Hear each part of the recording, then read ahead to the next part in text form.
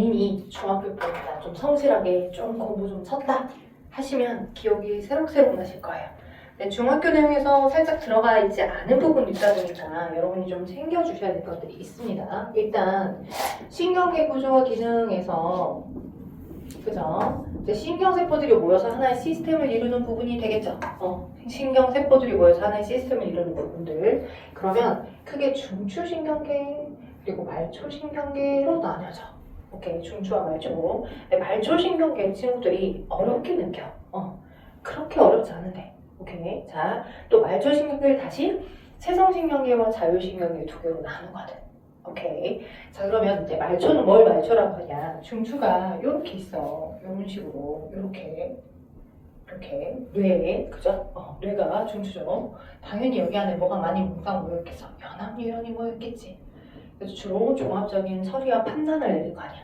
명령 만들고, 야, 이럴 땐 이렇게, 저럴 땐 저렇게, 그렇게 하겠지. 자, 그 다음에 뇌뿐만 아니라 이제 몸통 쪽에 연결된 척수가 있어, 척수. 척수. 오케이. 척수도 연합뉴런이 몽땅 모여있는 곳이야. 그래서 뇌하고 척수는 중추신경이야. 그리고 그 뇌들이 각각 다루고 있는 여러 영역별로 나뉘어져서 뇌들이 각각 기능을 수행하기 때문에 다양한 뇌 영역이 어디 있고 어떤 역할을 수행하는지 외우고 있어야 되겠죠. 그래서 기억이 새록새록 날 거야. 그래도 간내 중간내 외웠던 기억이 날 거야. 오케이? 자, 그리고 각각들로 나름 뇌하고 척수가 연합뉴런이 몽땅 모여있는 곳들이기 때문에 그럼 그쪽으로 정보가 그냥 들어가진 않잖아. 와이파이처럼 무선으로 수신되진 않겠지. 그지? 이제 무선으로 수신이 된다 하더라도, 그죠? 뭔가 정보들이 들어가는 전선과 나오는 전선이 있겠죠. 그죠? 나 왜 바쁜 거죠? 나 수업 중이라고요. 네. 자, 그래요. 설마 영상이 끊겼을까? 네, 안 끊겼어요. 뒷부분 세트는 또 쏟아집니다. 나 끊기지 않았어요. 자, 그리하여서 자, 저렇게 뇌하고 척수, 중추신경계가 있고 그 뇌 척수 쪽으로 정보들이 들어가게 하는 뉴런이 있겠지. 그지? 우리 지난 시간에 배웠어. 이거 무슨 뉴런? 구심성 뉴런. 다른 말로 감각 뉴런. 그죠? 감각 뉴런. 그리고 구심성 뉴런. 그죠? 얼굴 쪽에 연결되어 있을 거. 맞죠? 자, 그리고 자, 그러면 얼굴 쪽에 연결돼서 얼굴 쪽에 막 이렇게 뭔가 빛이 들어와서 눈부셔 이렇게. 그지? 윙크를 한다거나 찡그린다거나 또는 이렇게 말을 움직여서, 그러니까 말을 하도록 주변의 입 근육을 움직여서 말을 뱉어내는 것도 입 주변에 존재하는 운동 뉴런들이 막 열심히 근육들을 수축기압을 계속 연쇄적으로 해주니까 해준 거잖아. 그래서 얼굴 쪽에 연결되어 있는 뭐가 있어? 운동 뉴런도 있어. 자, 운동 뉴런 있어. 운동 뉴런 다른 말로 무슨 뉴런? 원심성 뉴런. 자, 이게 얼굴 쪽만 있지 않겠죠. 몸통 쪽으로도 연결돼서 몸통에서 팔 쪽으로 또는 다리 쪽으로, 그지? 그래서 들어가는 정보도 있을 거고 그 들어가는 정보들을 받아서 액션 나오게끔 해주는 정보들도 있겠지. 그지? 원심성 뉴런 이렇게 몸통 쪽으로도 구심성 원심성 뉴런이 연결되어 있을 거니까. 맞죠? 자, 저것들을 우리 뭐라 하냐? 해부학적으로 봤더니 얼굴 쪽에 연결되어 있고 몸통 쪽에 연결되어 있잖아. 그래서 얼굴 쪽에 연결된 저 감각과 운동신경사 얘네들을 얼굴 쪽이니까 뇌신경, 뇌 쪽에 연결되어 있어서 뇌신경 이렇게 표현하는 거야. 돼요? 그리고 척수 쪽에 연결되어 있기 때문에 척수에 연결되어 있는 얘네들을 뭐라 하겠어? 얘네들을 척수신경이라는 거야. 그쵸? 그게 자, 그걸 우리는 뭐라고 해? 말초신경계라고 해. 말초신경계. 오케이? 말초신경계는 뭐로 나눠진다? 해부학적으로 보면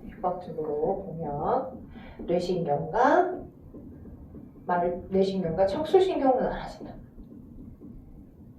뇌로 들어가는 감각과 운동 뉴런, 그죠? 그다음에 척수로 들어가는 감각과 운동 뉴런. 맞죠? 그게 총 몇 쌍이냐면 얼굴 쪽은 자, 여러분이 기억하실 걸 12월 달에 며칠까지 있어요? 31일까지 있어요. 30날 아니라 31일까지. 그지? 어디 별놀이는 32일까지 있다고 봤는데 우리는 32일이 있는 게 아니죠. 31일까지 있어요. 그래서 31쌍. 그죠? 그래서 뇌신경이 12쌍, 척수신경이 31쌍 있습니다. 말초신경에는 저렇게 있더라. 지금 제가 어디부터 설명하고 있냐면요. 146쪽 설명하고 있어요. 거기다 동그라미 쳐줘도 돼요. 146쪽. 오케이?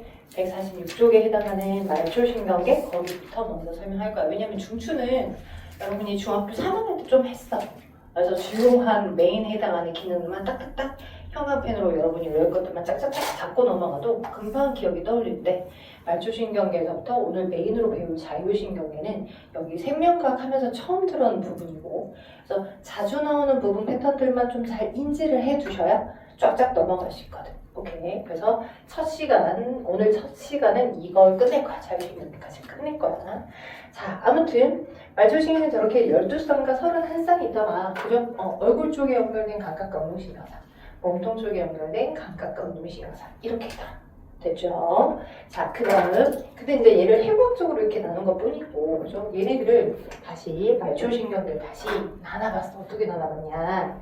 그러면 그 말초신경계 안에는 지금 원심성 뉴런이 포함되어 있는 거지. 구심성 뉴런도 있고 원심성 뉴런도 있고 원심성 뉴런이 포함되어 있는 거잖아. 그 포함되어 있는 원심성 뉴런이 그러니까 운동 뉴런이 그치? 그 운동 뉴런이 여러분 몸에 근육이 여러 개가 있어요. 여러분 몸에 존재하는 근육들 중에 골격근이 있고 내장근이 있고 심장근이 있거든. 의지대로 움직일 수 있는 근육은 무슨 근육이야? 여러분의 의지대로 움직이게끔 해준 근육. 팔 들어, 다리 들어, 움직여. 그죠? 골격근은 내 의지대로 움직일 수 있어. 막 뛸 수도 있고. 그지? 근데 내장 주변에 내장의 소화운동을 촉진시키거나 심장 주변에서 심장의 근육을 수축시키는 심장 주변의 근육은 내 의지대로 움직이게 하는 게 아니라 지가 알아서 자동적으로 심장은 주기적으로 알아서 수축하는 반복하잖아. 그래서 저런 의미로 어떻게 얘기하냐. 골격근은 소위근, 내장근과 심장근은 불수위근 이렇게 표현해요. 수위근, 불수위근. 그래서 자, 우리의 저 말초신경계 중 그죠? 여기는 감각 뉴런도 포함되어 있고 운동 뉴런도 다 포함되어 있는데 여기 중에 원심성 뉴런만 그지? 이 말초신경계를 구성하는 각각들 중에 원심성 뉴런들이 우리의 의지대로 움직이게끔 해주는 골격근에 연결된 신경계면 오케이? 그러면 그걸 우리는 채성신경계라고 해. 오케이. 그리고 저기 연결되어 있는 원심성 뉴런 중에 저기 말초신경을 구성하는 원심성 뉴런 중에 그 원심성 뉴런이 우리의 의지대로 움직이기 어려운 내장근이다. 내장근 또는 심장근 또는 분비샘 예를 들어서 이제 뭐 호르몬과 같은 내분비샘 그죠? 그런 분비샘에 연결되어 있다. 그러면 우린 그걸 자율신경계라고 하는 거예요. 돼요? 여러분 거기 처음에 나와 있는 146쪽 위쪽에 여러 마인드맵처럼 나와 있는 그림 있죠? 그거 설명하고 있어요 제가. 그죠? 그래서 자 골격근에 연결되어 있으면 우린 그걸 다시 뭐하더라? 채성신경계를 하더라. 그리고 원심성 뉴런들인데 그게 내장근하고 심장근하고 분비샘에만 연결되어 있다. 그렇다라고 하면 우리 그걸 무슨 신경계? 자율신경계라고 합니다. 내 의지와 상관없이 지가 알아서 자동적으로 움직이게끔 해주는 신경계. 그러면 중학교 때 자율신경계까지 그 멘트가 있어요 라고까지는 배웠을 거야. 근데 그렇다면 자율신경계에는 또 다시 무엇과 무엇이 있고 그 자율신경계들이 어떤 역할을 수행하고 여러분의 중추신경계 중에 어디에 연결되어 있는지를 물어보는 문제가 나와. 그래서 헷갈리기 딱 좋아. 그림도 구분을 해야 되는데 그림 구분하기 어려워서 틀리기 딱 좋아. 그래서 여기에 중심적으로 여러분이 제대로 이 말초신경계 부분에 대한 구분을 잘 섹션을 나눠둔다라고 하면 이 다음은 승산이 있어요. 점수 맞춰요. 근데 헷갈리는 곳에서 계속 헷갈리는 친구들이 꼭 있어요. 그러니까 문제를 많이 풀어봐야 돼. 만나보다 보면 이제 어떤 팁들이 늘어. 그래서 여러분 머릿속에 147쪽 오른쪽 뇌 쪼개져 있고 가운데 눈 있고 심장 있고 그거 있잖아. 그게 여러분 머릿속에 스캔된 것처럼 들어가져 있어야 되거든. 처음에 보면 이게 뭔 말이야 싶을 거야. 내가 무슨 의사가 될 것도 아니고 이거 다 외워야 돼? 라고 할 수 있지만 그지? 근데 보다 보면 내가 이제 팁을 알려드리면 충분히 어떻게 보면 되겠구나 라고 머릿속에 익혀질 거야. 자, 그래서 그 정도 갈 겁니다. 자, 그럼 갑시다. 이제 어디로 가냐? 자, 여기 자율신경. 자, 자율신경에는 아까 원심성, 우리 몸에 연결되는 말초신경계 중 원심성 뉴런 중에 내장근, 분비샘, 심장근 각각에 연결되어 있는 것들을 우리는 자율신경계라고 하는데 크게 두 개의 신경, 두 개의 뉴런이 있어요. 오케이, 두 개의 뉴런 이름이 교감신경, 부교감신경 두 개입니다. 그래서 자율신경계에는 다시 두 종류가 있는데 교감신경과 부교감신경이 있고요. 이 두 신경 뉴런들이 한 개의 신경세포로 되어 있는 게 아닙니다. 얘도 두 개의 뉴런으로 되어 있어요. 두 개의 뉴런. 그래서 두 개의 뉴런으로 되어 있는데 교감은 앞에 게 좀 짧아요. 뒤에 게 길어요. 부교감은 앞에 게 길고 뒤가 짧아요. 보통 우리가 두 개의 뉴런 사이 틈을 뭐라고 했었어요? 지난 시간에. 서로 다른 두 개의 뉴런의 사이 틈, 축삭돌기 말단하고 그 다음 뉴런의 신경세포체 만나는 이 틈을 20에서부터 약 50나노미터 떨어져 있는 틈, 시냅스 틈이다 라고 했었잖아. 그치? 그러니까 정확하게 말하면 여기가 시냅스 틈이고 여기가 시냅스 틈이야. 오케이? 시냅스 틈이라고 명칭을 붙여줘야 되는 게 맞는데 귀찮아. 그리고 어차피 신경계 안에서만 나오는 부분이기 때문에 여기와 여기는 이제 기능은 똑같이 시냅스 틈과 비슷해. 오케이, 기능은 똑같다. 신경전달물질이 분비돼서 그 다음으로 이어지는 건 똑같아. 그런데 여기하고 여기를 굳이 뭐라고 명명을 붙여놨냐면 신경절이라고 이름을 붙여놨어. 기억해놔야 돼. 그래서 교감은 자, 두 개 뉴런으로 되어 있는데 신경절, 여기 봐봐, 칠판 봐봐. 신경절, 이전 뉴런이 이후 뉴런보다 짧은 게 특징, 이렇게 설명될 수 있겠죠. 자, 부교감은 신경절 이전 뉴런이 이후 뉴런보다 더 긴 거, 이렇게 설명될 수 있겠죠. 그죠? 외우셔야 돼. 그죠? 그래서 기억해 놓으면 되고. 교감하고 부교감이 자, 두 개가 자율신경계를 구성하는 두 개의 뉴런들인데, 그지? 자율신경계라고 하는 게 다 지금 내장근이나 심장근이나 각각의 분비샘에 연결되어 있는 얘네들이다 라고 했었잖아. 그리고 얘네들은 되게 항상성을 민감하게 유지하도록 어떠한 형태로 분비가 조절되냐면 기랑 쪽으로 분비가 조절돼. 기랑작용. 혹시 들어본 적 있어? 기랑작용? 길랑작용.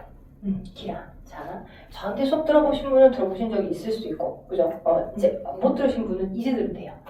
굉장히 민감하게 항상성을 유지하기 위해서 하나는 업, 하나는 다운, 정반대되는 형태로 뭔가 분비를 조절하는 거야. 뭔가 행동을 조절하는 거야. 무언가가 기능을 막 하게 되면 교감이 막 기능하게 되면 심장이 막 부릉부릉 빨라뛰게끔. 우리 몸에서 업되는 형태의 신호만 주는 애만 있다라고 하면 계속 업만 찍으면 이 업된 것이 다시 원래의 평정심으로 되돌아갈 때 업된 게 한참 안 나와야지만 될 거 아니야. 그러면 평상시로 되돌아가는 시간이 오래 걸리겠지. 그래서 업되게끔 해주는 역할을 해주는 아이도 있고 반대로 다운을 시켜주는 아이도 있어서 업되게 하는 게 너무 정상 수치보다 많이 올라갔어. 야, 업 시키는 거 너 이제 그만 나오고 다운을 시키면 너무 나오라 그래. 그래서 얘를 네 가지를 끄집고 다운을 시켜주니 항상성이 업되는 형태에 해당하는 거 하나만 있으면 이게 평균치가 있어. 우리가 바르는 평상시 수치, 평상시 수치라고 하자. 그럼 업되는 놈만 있으면 업되는 아이가 막 있어서 업되는 놈만 없애. 그럼 천천히 다운이 될 거 아니야. 그래서 다운을 했다가 또 올라가거나 이런 식으로 폭이 너무 커. 근데 업되는 놈과 업시키는 놈과 다운시키는 놈이 두 가지가 동시에 작동한다고 하면 조금이라도 평상시 시점에서 업이 너무 올라갔어. 야, 그럼 너 이제 꺼져. 너 다운시키는 놈 나와. 그래서 네 가지를 끄집어. 야, 너무 많이 나왔거든? 야, 업시켜줘. 이런 식으로 굉장히 잔잔바리로 이 평상시 우리의 기준 수치와 유사하게끔 항상성이 매우 민감하게 유지가 될 수 있는 거야. 정반대되는 두 가지가 있습니다. 그래서 됐죠? 그게 기랑작용의 장점 특징입니다. 그럼 제가 어디 나왔냐? 기랑작용이 147쪽 오른쪽 위에 있어요. 저 좀 벗어볼게요. 덥네. 하다 보니까 더워.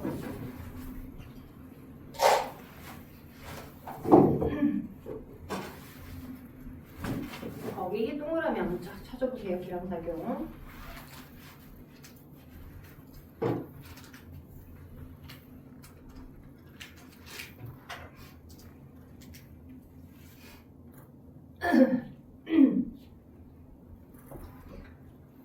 마이크 조종을 잘못하면 소리가 울려버려가지고 그래서 기랑작용은 이렇게 같은 기간에 반대로 작용하여 이 각각이 이제 항상성을 되게 민감하게 조절하게끔 해주는 형태라고 보시면 됩니다. 업 앤 다운 정반대되게끔 작동되게끔 기능되더라. 자, 그러면 교감은 주로 어떤 형태로 촉진되냐? 그러면 봐봐. 하나의 기관, 그러니까 쉽게 말하면 심장이야. 이 심장이라고 해봐, 심장. 심장이라는 하나의 기관에 교감도 연결되어 있고 부교감도 연결되어 있어. 그지? 그러면 심장 입장에서는 두 개가, 그지? 교감이 신호를 줬는지, 부교감이 신호를 줬는지 판단을 하려면, 그지? 뭔가 다른 소스가 있어야 되겠지. 즉, 하나의 심장이라는 장기에 두 개가 동시에 다 연결되어 있으니까. 그지? 그래서 교감과 부교감 말단에서 최종적으로 분비되는 마지막 신경건강 물질이 달라야지만 심장 입장에서 A라는 물질이 내가 분비량이 늘어났다. 그러면 나보고 지금 빨리 뛰라는 거구나. A 대신에 B라는 물질이 분비량이 늘어나서 나에게 왔다. 그럼 나보고 지금 천천히 뛰라는 거구나. 이렇게 반대대로 인식할 수 있겠지. 됐죠? 그래서 이 교감하고 부교감에서 분비되는 최종적으로 마지막에 분비되는 물질의 종류가 다르다는 걸 기억하셔야 돼. 오케이. 그리고 둘 다, 자 봐봐. 교감과 부교감 신경 둘 다 무슨 뉴런이었어? 원심성 뉴런이었지. 그지? 원심성 뉴런. 그러면 운동 뉴런이었다고. 주로 운동 뉴런의 말단에서 분비되는 신경전달 물질이 뭐였을까? 운동 뉴런의 말단에서 분비되는 신경전달 물질. 혹시 기억이 안 나신다면 지금 기억하시면 좋아. 주로 운동신경의 말단에서 분비되는 신경전달 물질은 운동신경 말단에서 분비되는 신경전달 물질은 아세틸콜린입니다. 아세틸콜린.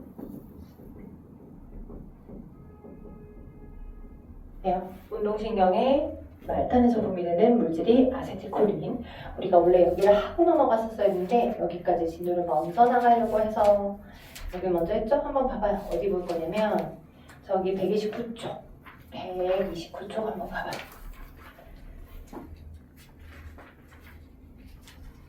지난 시간에 신경자극의 전도는 했잖아. 한 뉴런에서 정기적 시그널이 가는 거. 그리고 그 뉴런에서 그 다음 뉴런으로 뭔가 화학물질이 분비돼서 그 다음으로 이어질 때 축삭돌기 말단에서 신경전달 물질을 모아두었다가 막 뿌려.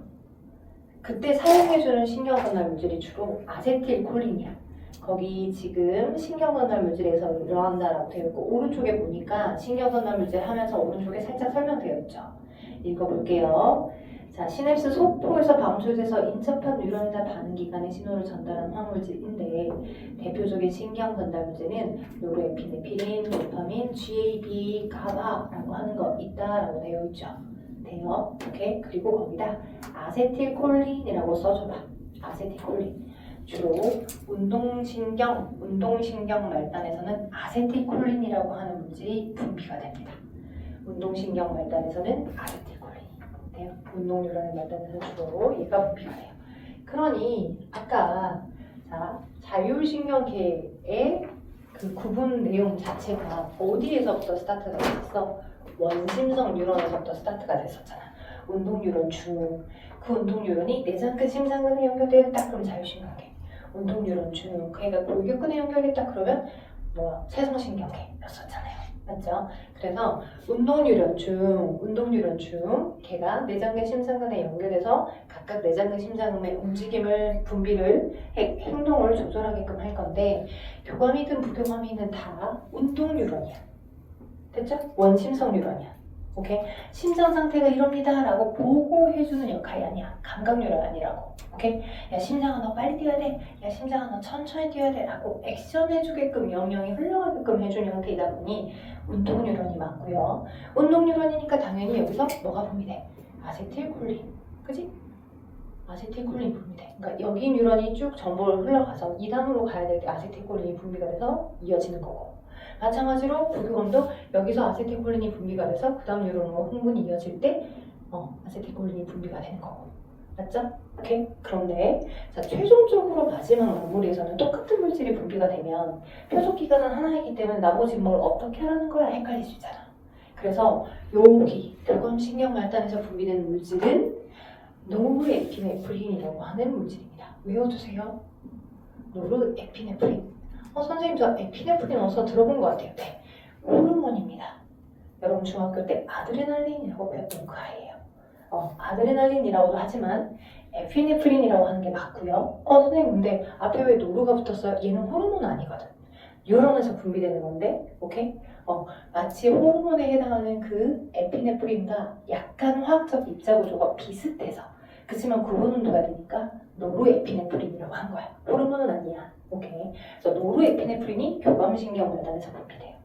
됐죠? 자, 그리고 얘는 그죠? 얘는 당연히 똑같이 분비됩니다. 그래서 부두건 말단에서 분비되는 물질은 똑같이 아세틸콜린이에요. 시험 문제 많이 나와. 외워둬야 돼. 그죠? 나 지금 어디 쪽 설명하고 있냐면 넘어가서 지금 140m 아래쪽, 그죠? 아래쪽의 그림에서 분비되는 신경건설물들의 차이 설명드리고 있습니다.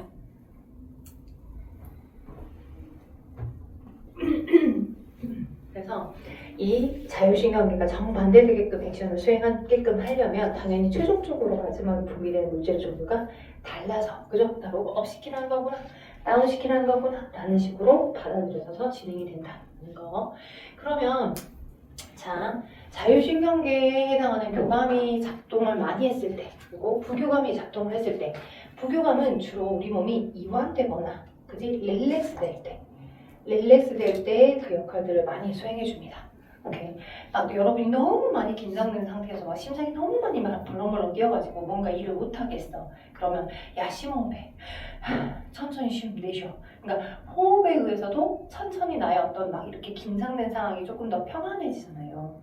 그게 부교감의 작용을 하고 있는 거예요. 그러니까 되게 막 불면증이 많이 오는 친구들도 시험 기간에 그런 경험 있을 거야. 막 레드불, 핫식스 막 때려 부어버리니까 막 각성 형무증 돼가지고, 그지? 잠을 자긴 해야 돼. 뇌는 쉬어주긴 해야 돼. 근데 막 잠이 안 와. 그럼 막 불면증을 막 좀 개선하고자 따뜻한 우유를 데워 먹고 자라. 또는 뭐 반신욕을 하고 자라 하는 게 전체적으로 내 몸의 순환과 이완을 좀 더 촉진시켜서 많이 각성됐던 상태를 아래로 다운시켜줘서 부교감에 의한 작용에 강화로 그제 다운시켜줘야 라고 하는 거거든. 그지? 근데 또 어떨 때는 막 빠딱빠딱 일을 해줘야 되잖아. 그지? 그래서 당연히 각성과도 같이 촉진과도 같이 이렇게 작동을 해줘야 될 때도 있는 겁니다. 됐죠? 자, 그러면 교감신경이 작동을 많이 해주게 되면 그러면 우리 몸의 전반적인 흐름이 어떻겠냐? 막 빠딱빠딱 빨라지는 거니까 심장 박동 촉진, 그 다음에 호흡 운동 촉진, 그제? 호흡 운동 촉진. 자, 이거는 생각하기 쉬워요. 심장이랑 호흡이랑 뭐 여러 가지 순환들, 그지? 호흡 운동, 심장 박동 빨라질 거고, 호흡 운동 빨라질 거고, 그죠? 오케이. 근데 이제 막 내 몸이 긴장되고 막 작동을 많이 하고 있는 상태인데, 되게 막 소화가 잘 된다거나, 그지? 되게 막 쓸개즙이나 이런 소화액을 촉진하는 형태로 작동하는 건 아니야. 그래서 오히려 소화액 분비는 감소, 분비, 소화관 운동도 억제. 그죠? 교감이 촉진하게 되면. 맞죠? 네, 그럼 책에 나와 있는 것처럼 그러하다 보니 소화관 운동이 억제가 되고 쓸개즙 분비가 억제가 된다라고 하는 게 그거야. 왜 쓸개즙이 지방의 소화를 도와주잖아. 그러니까 소화 운동이 조금 더디 일어나더라. 내 몸에 근육적으로 굉장히 많은 당을 돌려서 너네가 기능해줄 수 있도록 막 해주는 형태로 진행되고 있으니까. 됐죠? 자, 근데 제일 여러분이 힘들어할 게 요즘 그 여러분 교육과정에서 나온 것 중에 아니다. 자, 이건 아니다. 힘들어할 건 아니겠지만 자, 동공까지 와서 설명할게요. 자, 교감이 막 촉진되어 있어. 그러면 동공은 외부로부터 빛 정보, 그러니까 혹시 내가 위험한 상황일 수도 있으니 교감이 막 촉진했다는 건 위기의 상황일 수도 있으니 빛 정보를 막 잘 받아들이고 판단을 잘 할 수 있도록 해줘야 하는 형태로 작동하겠죠. 그래서 동공을 확대시키도록 작동이 됩니다. 확대. 그죠? 동공이 어떻게 해요? 눈이 이렇게 있어. 그러면 이제 눈 안에 이렇게 있고 홍채가 이렇게 뻗어서 여러분을 감싸고 있는 부분, 검게 보이거나 푸르게 보이는 부분들이고 거기에 열린 부분이 여기가 동공이죠. 열린 동공을 통해서만 빛이 들어오거든. 동공이 확대됐다는 건 외부의 빛 정보를 잘 많이 받아들이겠다는 거거든. 그래서 동공이 확대되는 형태로 작동돼요. 교감은. 내 몸이 긴장된 상태니까. 오케이. 자, 그리고 순간까지 와. 방광. 이게 여러분을 가장 어렵게 할 부분일 것 같아요. 오케이, 거기다 별표 한번 잡아봐. 순간가지가 어디를 순간가지라고 하냐면 선생님 순간가지가 도대체 뭐예요? 여러분이 중학교 때 배웠던 호흡 운동에서 호흡, 기관지,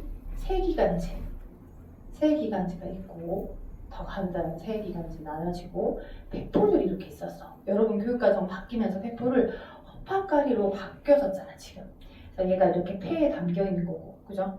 그래서 기체들이 지나다니는 길이 지금 이렇게 나와 있는 길인 건데 숨간 가지가 여기를 말해. 그러니까 여기가 기관이었고 예전에 기관, 좌우로 나눠진 여기가 기관지거든.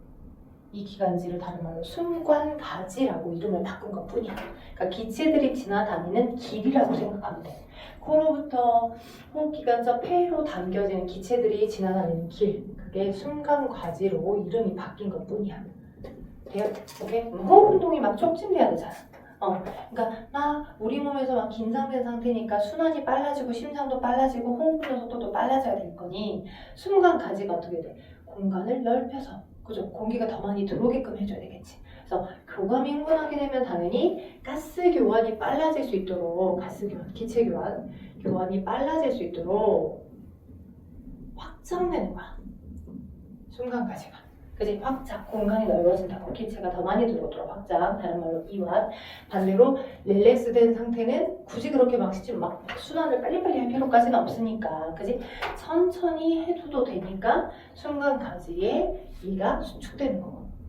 반대로 가스 교환을 굳이 이때만큼 막 빨리 할 필요까지는 없잖아. 막 이렇게 할 필요까지는 없잖아. 교감은 되게 많이 막 빨리빨리 펌핑을 해줘야 되는 상태인 거고, 편안할 때까지만 진행되는 거니까 약간 억제, 천천히, 억제라기보다 천천히 일어난다라고 생각해주면 돼.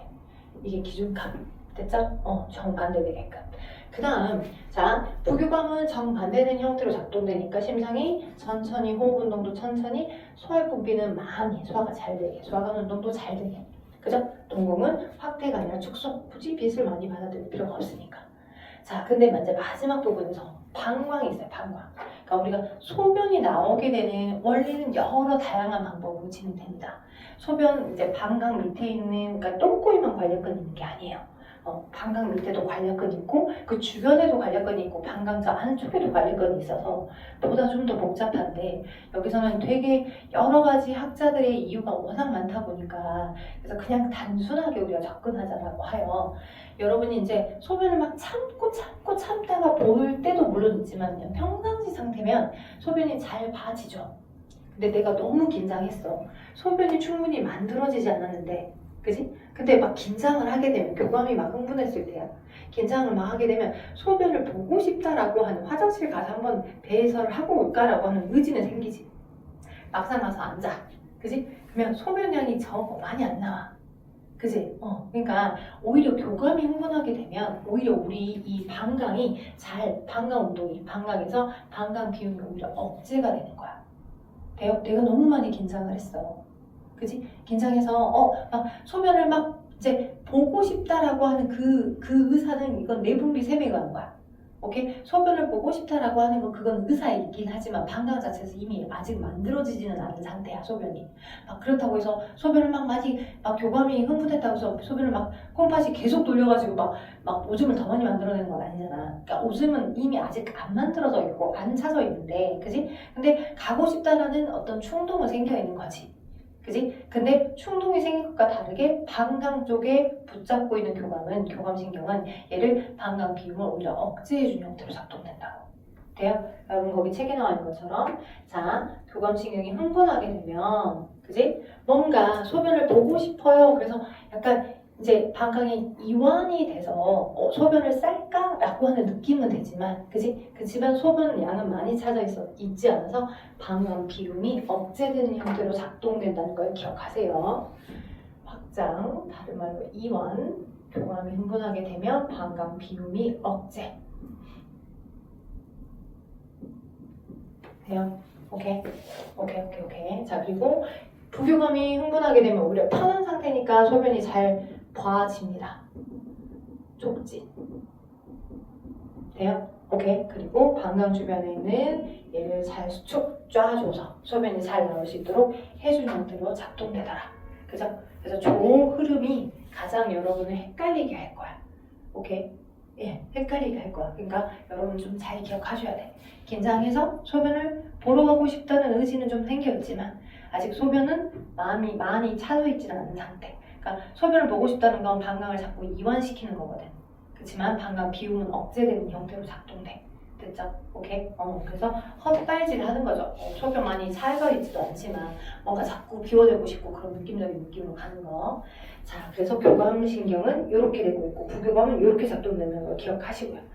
그리고 아까 제가 먼저 전제로 얘기했던 것처럼 147쪽에 나와 있는 이 교감신경과 부교감신경이 여러분의 해부학적 그림에서 실제 어디와 연결되어 있는지가 시험 문제 진짜 많이 나오거든? 엄청 많이 나오는데 요거는 중추신경계에 해당하는 것까지를 봐서 설명을 해야 여러분이 좀 받아들이기 수월해. 그래서 중추로 다시 갔다가 여기로 다시 올 거야. 됐죠? 오케이. 자, 그러면 앞으로 와서 중추 141쪽 한번 봐봐요.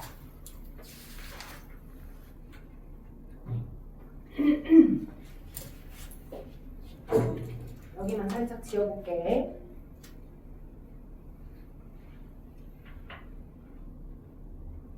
자, 제가 이쪽에다가 뇌를 좀 쓸 거예요. 그리고 여러분 중학교 때 배웠던 뇌 이름하고 좀 달라진 이름이 있어요. 좀 달라진 이름들. 그래서 위치와 이름들을 좀 잘 기억하시면서 좀 진행하실 필요가 있습니다. 자, 일단 가장 여러분 주변에 여러분의 전체적인 거 종합적인 판단과 추리, 수위 모든 사고를 해주는 게 대뇌가 되겠죠. 가장 넓고 여러분의 뇌의 질량의 한 80% 이상을 차지하고 있는 부분이 대뇌입니다. 대뇌. 대뇌는 위에서 쳐다보면 좌방, 우방기 두 개의 방으로 나눠졌죠. 그죠? 고등 정신활동을 수행해줍니다. 그리고 거기 대뇌 부분 설명에서 겉질과 속질의 색깔 구분을 물어봅니다. 대뇌와 척수에서 많이 물어봐요. 대뇌는 겉에가 연합뉴런에, 그러니까 뇌니까 당연히 연합뉴런이 많이 몰려있을 거 아니야. 그러니까 연합뉴런에 주로 신경세포체들이 바깥쪽으로 이렇게 배치가 돼서 안쪽으로는 신경돌기가 안으로 이렇게 들어가져 있는 상태야. 돼요? 그래서 신경세포체, 연합뉴런의 신경세포체가 겉에만 있다 보니까 겉질이 회백색을 띱니다. 그지? 대뇌가 제일 넓은 부분이고 겉질이 회백색, 회색질. 거기 형광펜 칠까봐 반대로 속질이 속으로 좀 들어간 게 백색질. 신경돌기가 들어있어서 축삭돌기에 말단불이 안쪽으로 있어서 이렇게 되고요. 자, 그리고 대뇌도 각각에 따라서 뭔가 외부 정보를 수집만 해주는 감각력, 종합적인 판단을 내리는 연합력, 그리고 그 운동기관에 명령을 주는 운동력으로 세 개의 령으로 나뉘어서 감각력, 연합력, 운동력. 그죠? 이거는 여러분이 중학교 때 많이 봤어. 읽어보시면 충분히 뭔가를 할 수 있어. 대뇌는 수위 활동. 그 다음에 이제 앞에가 전두엽 쪽은 이제 앞에 부분이 전엽이라고 하고 전두엽. 뒤에가 후두엽, 그쵸? 그리고 귀 위쪽을 측두엽이라고 해요. 귀 위쪽을 측두엽. 그 다음 정수리 쪽이 두정엽. 각각 이 위치적으로 엽으로 나눠서 표현하긴 하지만 전반적으로 여기 연상과 추리와 사고와 기억의 장소들이 여기 이쪽 전두엽이야. 그리고 시각적 연합력은 후두엽. 그래서 눈하고 가까운 이 뒤쪽에 꽂힌다고 생각하면 돼. 시각적 연합력은 후두엽 쪽에 있어. 대뇌 후두엽. 자, 종합적인 뭔가 판단을 대뇌가 수행해준다라고 한다면 고등 정신활동을 그 아래로 내려갈수록 다양한 또 중추, 분업화된 역할들이 있는데요. 여러분 중학교 때는 간뇌라고 해서 배웠을 거야. 이렇게 생긴 간뇌. 오케이? 간뇌. 그리고 이쪽 아래로 가다 보니까 약간 이렇게 푹 들어가고 이렇게 되어 있는 이 부분이 있어. 푹 들어간 부분. 여기가 중간뇌야. 맞죠? 자, 중간뇌는 이름이 동일합니다. 중간뇌 또는 중뇌라고 얘기합니다. 근데 여러분이 중학교 때 사이뇌라고 배웠던 걸, 중학교 때 간뇌라고 배웠던 걸 얘를 사이뇌라고 명명이 바뀌었어요. 자, 우리 간자가 한자로 사이자였어. 사이가 어디하고 어디 사이. 그러니까 대뇌랑 중뇌 사이라고 해서, 그지? 얘를 중학교 때 간뇌라고 했는데 이제는 사이뇌라고 한다고. 비토인. 그지? 비토인. 어디가 어디 사이니? 똑같아, 기능은. 그지? 거기 142쪽 아래 기능 보시게 되면 142쪽 아래 기능 항상성 유지의 중추로 네, 호르몬과 관련된 여러 명령들을 사인회가 해줍니다. 그래서 체온 조절, 혈당량 조절, 삼투압 조절과 같은 항상성 유지의 큰 조절 중추가 사인회더라. 기억하세요. 항상성 유지의 최고 조절 중추. 그래서 혈당량, 그죠? 혈압, 그지? 혈당량이나 체온 조절, 체액의 pH, 농도 조절. 우리가 이제 호르몬 조절도 가야 되고 방어작용도 가야 되고 하는데 각각 디테일하게 호르몬까지를 또 배울 거야. 이 중추신경계와 연결돼, 그지? 자, 그래서 사인회로 배우고요. 이제 간내의 시상과 시상하부가 있었어. 그러니까 요 위가 시상이면 아래가 시상하부야. 근데 당연히 이름이 사인회로 바뀌었으니까 사인회의 시상하부, 그죠? 사인회의 시상 이렇게 얘기하겠죠. 간내의 시상과 간내의 시상하부로 나뉘어지고요. 시상하부 밑에 또 뇌하수체가 달려있어요. 뇌하수체는 호르몬을 만들어주는 곳이지 중추신경계는 아니야. 오케이. 자, 그래서 거기까지 시상하부 뇌하수체 그림 나와 있는 것까지 설명을 좀 추가로 해드려봤고요. 중간내 눈쪽, 그죠? 예, 어떤 일이 있었습니까? 중간내 동공반사의 중추, 그죠? 빛이 너무 많이 들어가. 그러면 홍채가 이완하여서 동공이 작아져. 빛이 좀 부족해. 그러면 홍채를 수축시켜가지고 홍채를 잡아당겨가지고 동공을 크게 키우는. 그래서 동공반사의 중추. 안구운동이랑 안구운동 외워야 돼. 안 외웠다는 친구들은 안구운동과 동공반사의 중추. 오케이. 됐죠? 오케이. 자, 그리고 간내 중간에 있으면 그 아래쪽에 보면 자, 우리 연수가 있었어. 중학교 때 연수. 중간내가 있고 이쪽이 이제 척수로 이어진 부분이면 척수의 위쪽, 목쪽 쪽에 해당하는 게 연수. 근데 연수였는데 얘를 숨골이라고 이름이 바뀌었어. 그죠? 연수를 숨골이라고 한다고. 연수니꼴 숨골. 그러면 기능은 똑같아. 어떤 기능? 연수의 기능이 어땠어? 연수의 기능. 심장 박동이 필요할 때 빠르게 뛰어야 할 때 빠르게 뛰어라. 천천히 뛰어야 할 때 천천히 뛰어라. 라고 하는 심장 박동 속도를 조절해주고 소화운동의 속도를 조절해주고 그죠? 호흡운동의 속도를 조절해주는 역할들을 누가 했어? 연수가 했어. 숨골이 했어. 그래서 거기 책에 나와 있는 것처럼 연수 체크해가. 자, 연수, 숨골 나와 있는데 숨골은 심장 박동, 호흡운동, 소화운동 등을 조절해주는 역할을 한다고. 됐죠? 그리고 거기 보니 다리내라고 있어. 선생님 제가 살다가 뇌중에 다리내는 처음 들어봤는데요. 자, 다리내는 원래 애선 교육 과정에 자 교내라고 있어서 교내, 뇌교, 다른 말로 교내, 교내나 뇌교라고 하는 게 있는데 그게 어디냐면 사이 브릿지, 그러니까 다리 역할 한다고 해서 교량할 때 교처럼. 그래서 중간내랑 숨골 사이에 이쯤 어디가 교내야, 교내. 오케이? 근데 얘를 교내라고 하는 단위를 우리가 한글로 웬만하면 쓰자. 갑자기 세종대왕님이 열풍이 불었나봐요. 갑자기 중추신경계. 그래서 다리내라고 이름을 바꾼 것 뿐이야. 네, 다리내야, 다리내. 자, 이렇게. 그죠? 그래서 그럼 봐봐. 이쪽, 여기. 자, 중간내랑 다리내랑 연수는 여기 세 개를 뭐라고 하냐? 뇌줄기라고 해. 이 뇌줄기 부분은 뇌줄기가 뭐뭐뭐를 말한다. 자, 중간내, 중내, 그죠? 다리내, 그죠? 숨골. 이제 익숙해집시다. 얘가 연수니까, 얘가 예전에 뇌교였으니까. 주로 자, 중내는 동공반사. 맞죠? 그다음에 특히나 숨골은 호흡운동 속도랑 심장박동 속도랑 그지? 내 심장이 빨리 뛰게 하거나 천천히 뛰기나 하는 것과 본질적으로 중요한 역할도 수행하죠. 혈압이랄지 그런 등등등의 중요한 생명을 유지하는 것과 중요한 물론 다른 것이 생명 유지에 필요 없다 쓸데없다 그건 아니야. 흑풍놀이 아니니까. 근데 그것보다는 여기 이쪽 부분이 훨씬 더 중요한 생명 연장에 생명을 유지시키는 데 중요한 역할들을 수행하고 있다 보니, 그지? 수행하고 있다 보니, 오케이? 여기 부분이 이제 손상이 되면 생존하지 않을 수 있다. 그러니까 뇌사 판정이 되는 거야. 저기가 손상이 됐어, 그럼 뇌사야. 저기는 기능을 하고 있는데 뇌내 일부나 척수 일부가 억대가지고 움직이지 못하거나 표현은 안 나오는 경우, 그건 이제 식물 인간인 거고. 됐죠? 그래서 거기 왼쪽에 나와있다. 중간내, 다리 내에 숨고를 합하여 뇌주기라고 하는데 뇌주기는 생명을 유지하는 데 관여하는 호흡과 혈압 중추가 있어서 이 부위가 손상되면 생명을 잃을 수 있다. 그래서 여기가 손상되어 있는 경우를 우리 뇌사.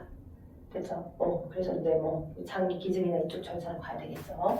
자, 그리고 한 개 빼먹었어요. 여기 전체 중추신경대 중에 다 했어요. 대뇌 했고, 사이내 했고, 중간내 했고, 그다음에 숨고 연수까지 했는데 어디가 빠졌어요? 대뇌 대가 있으면 중도 있고, 대, 중, 소 있어야죠. 소, 그죠? 소뇌. 이 뒤쪽에 소뇌가 있습니다. 이렇게 동글동글 말려져 있는 형태로 뒤쪽 소뇌가 있는데 대뇌와 함께 수위 운동. 골격근들에게 명령을 줘서 팔 들어, 다리 들어, 빠꾸 춤춰, 움직여 라고 할 때 이런 평형 운동의 중추 명령을 해주는 것이 손에 있어요. 손에 평형, 그죠? 대뇌와 함께 평형을 담당하게끔, 그죠? 또 특히 시각적 연합령하고도 가까우니까 눈으로 보면서 평형을 담당한달지, 또는 귀에 있는 전정기관이나 반고리관으로부터 내가 어디로 막 이렇게 움직이고 있어, 기울어지고 있어, 평형을 유지해줘야 돼 라고 하는 형태로 작동이 되겠죠. 자, 여러분이 머릿속에 꼭 담아두실 거, 숨골은 그지? 호흡 운동의 속도랑 심장박동의 속도를 조절하게끔 해주더라. 그죠? 자, 그럼 우리 끝내기 전에 어디로 갈 거냐? 넘겨가. 자, 147조. 아까 교감하고 부교감 신경에서 이 교감이 어떠한 액체들이 연결되어 있는지를 기본적으로 기억하셔야 된다고 했었죠. 오케이? 거기에 이어서 그 교감들이 어디 쪽, 여러분의 중추신경계에 어디서부터 연결돼서 각 내장기관에 연결되어 있는지를 좀 외우셔야 돼. 자, 결론부터 먼저 말씀드리면 여기 봐봐. 자, 한 5분만 설명하고 잠깐 쉬게끔 할 거야. 조금만 힘내봐. 자, 교감은 주로 부교감은, 자, 주로 부교감 신경은 명령, 그러니까 심장아 너 빨리 뛰어야 되겠어 라고 하는 명령을 누가 줘?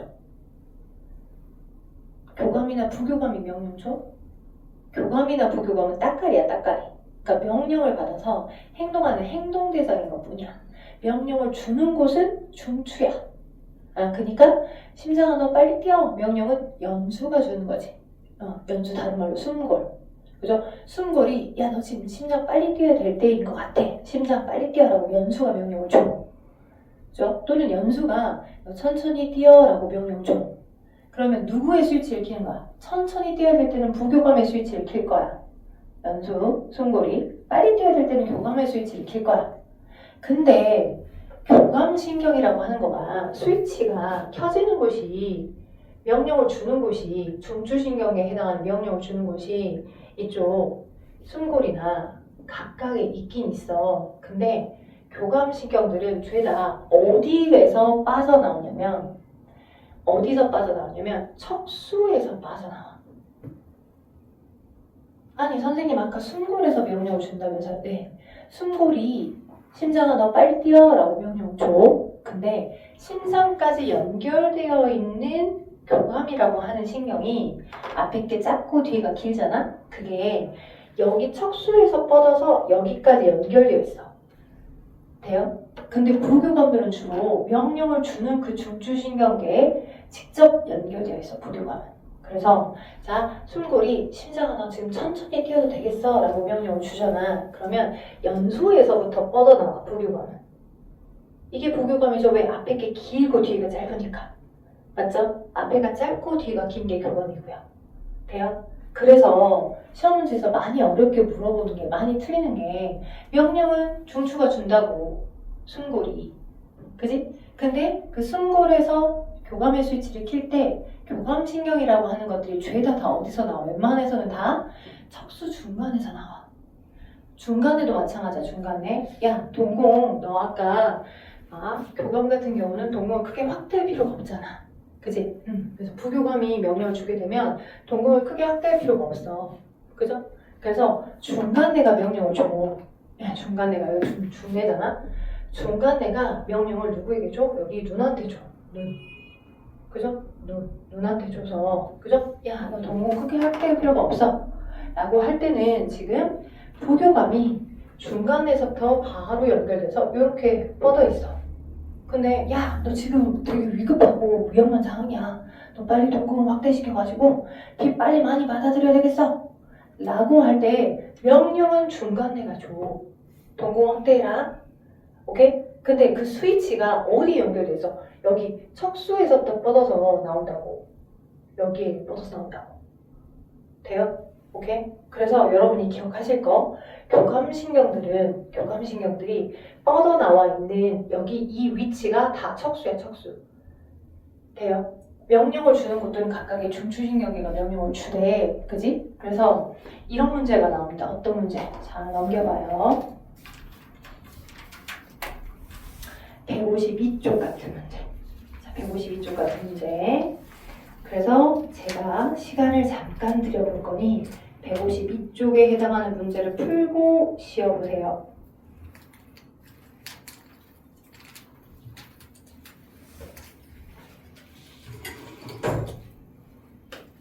그래야 진짜 여러분 보세요, 이게.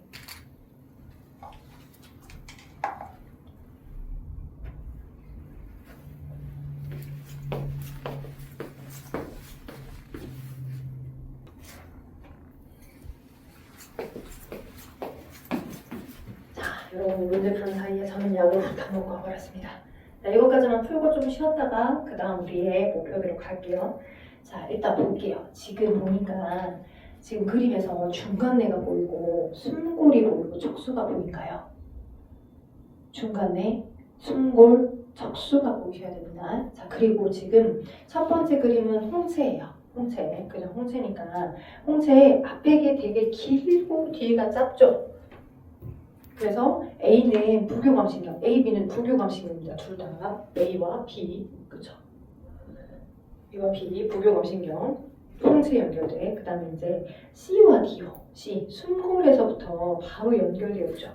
숨골에서부터 바로 연결되어 있는데 어디에 연결되어 있어? 지금 심장, 그렇지? 그러니까 숨골에서부터 바로 연결된 얘가 C, 얘가 D죠 지금.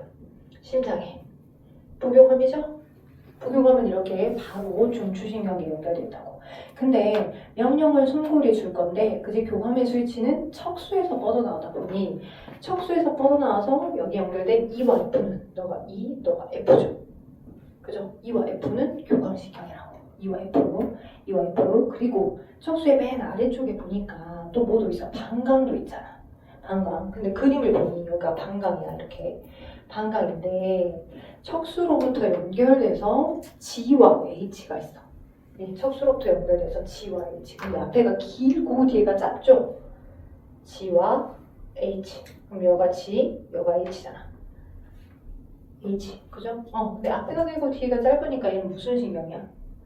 앞에가 길고 신경절 이전이 길고 뒤가 짧으니까 부교감이야, 부교감. 그래서 여러분이 기억하실 건 오로지 대부분은 봐라. 심장박동 속도 빨리 해줘. 동공반사하게 해줘. 그지? 뭐 호흡운동 일어나게 해줘. 앞에 전반부 위쪽 부분에 교감과 부교감은 대부분 부교감은 명령을 주는 중추에 숨골이나 중간내에 연결되어 있어. 명령은 거기가 주되 교감신경은 척수에서 뻗어서 그 표적기관에 연결되어 있어. 근데 딱 누구만 빼고 방광만 빼고 방광들은 다 교감이든 부교감이든 싹 다 척수에서 빠져나와. 오케이? 방광과 연결되어 있는 경우들은 교감이든 부교감이든 다 척수에서 뻗어서 나와. 자, 여기를 우리 척수의 맨 마지막 미주신경이라고 해. 척수의 맨 마지막 신경 미주신경이 있는데 그 미주, 말미 맨 마지막 신경에 교감하고 부교감이 각각 연결되어 있어. 방광에. 어찌됐든 뒤에서 분비되는 물질들이 다를 거니까 큰 상관 없겠지. 너네가 지금 계속 내가 파란색이 이렇게 있구나. 이렇게 길고 뒤가 짧은 거 G하고 H 부교감 그죠? G, H 그리고 교감도 마찬가지. 여기가 짧고 뒤가 긴데 여기 기운 없어. 이렇게 교감 또한 여기에 연결되기도 한다는 걸 기억하시면 좋을 것 같아요.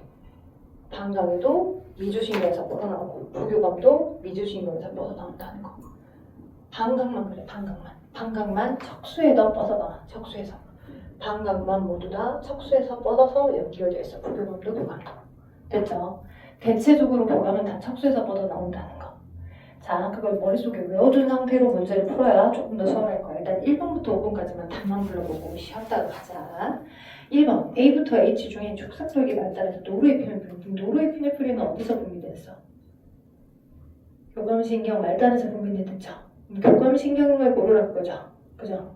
교감인 걸 교감에서 분비되는 거. F밖에 없겠네. 지금 보니까 A, B 다 부교감, C, D 다 부교감, G, H 모두 다 부교감이니까 싹 다 G 말단도 H 말단도 A 말단도 B 말단도 싹 다 아세틸콜린. 그죠? 근데 교감의 맨 두 번째 신경설 이후 뉴런의 말단에서만 노르에피네프린. 그래서 F가 답이에요. 2번 A와 C의 신경세포체는 각각 중추신경계 어느 신경세포체 A와 C. 그러니까 A의 신경세포체는 지금 부교감이잖아. 그러니까 중간에 있겠지. A의 신경설 이선 뉴런의 신경세포체는 중간에 있을 거고 C는 지금 연수에 연결되어 있겠죠. 심장의 박동 속도를 천천히 하게끔 해준 부교감이니까. 그러니까 연수, 단말로 숨골. 그지? 자, 그래서 2번 했고요. 자, 3번 원심선 뉴런이죠. 액션하게끔 해주는 역할을 하기 때문에 싹 다 자율신경계는 원심선 뉴런입니다. 자, 4번에 가로 홍채에 연결된 B가 흥분하면 홍채에 연결되어 있는 B가 흥분하면 동공은 자, 부교감이 명령 준 거죠. 그죠? 중간에 애가 부교감 스위치를 켰어. 그럼 동공을 확대시킬 필요가 있는 거야? 아니야. 동공 축소야. 그지? 동공이 축소되는 형태고 심장에 연결된 C와 D는 자 무엇을 구성하는 유형일까? CD? 다 부교감. 맞죠? CD 부교감 둘 다 기니까 신경들 이전이라도 길어. 자 방광에 연결된 H가 흥분하면 자 방광 어떻게 된다고? 수축한다고. 그지? 방광 비움이 촉진된다고. 그쵸? 자 부교감이니까 자 그다음 5번 1부터 7번까지 A와 H 모두 자율신경에 속한다. 맞죠? 자 A와 E의 축습돌기 말단에서 보면 신경물질을 갖다. 맞죠? A와 E니까요. 부교감 말단에서 아세틸콜린, E도 부교감 말단에서 아세틸콜린. 맞죠? 교감의 신경절 이전 앞쪽에서 아세틸콜린이니까 맞죠? A와 E 맞습니다. 자, D 빨라진다. 아니죠? X. E 신경세포체는 척수의 백색질이다. 자, 이거 척수의 백색질 거기다 형광색 표시해봐. 척수의 백색질, 형광색 표시. 자, 아까 제가 설명하다가 척수만 좀 덜 설명하긴 했는데 척수는 대뇌랑 좀 다르게 자, 여기 설명 마저 하고 갑시다. 척수, 여기 144쪽 해봐요. 144쪽. 척수, 척추뼈라고 하는 마디마디 뼈 안에 들어있어요. 그죠? 근데 척추뼈라고 하는 마디마디 뼈가 내부 신경 척수를 길게 이제 나는 마디로 나눠져서 여기 내부 척수를 보호해주고 있는 건데요. 이 척수도 여러분 등에서부터 배까지 목에서부터 여기 꼬리뼈 있는 쪽까지 쫙 뻗어져 있는 하나의 큰 파이프라인이잖아. 큰 파이프라인을 이렇게 횡으로 절단을 하게 되면 배 쪽 단면이 있고 등 쪽 단면이 있을 거야.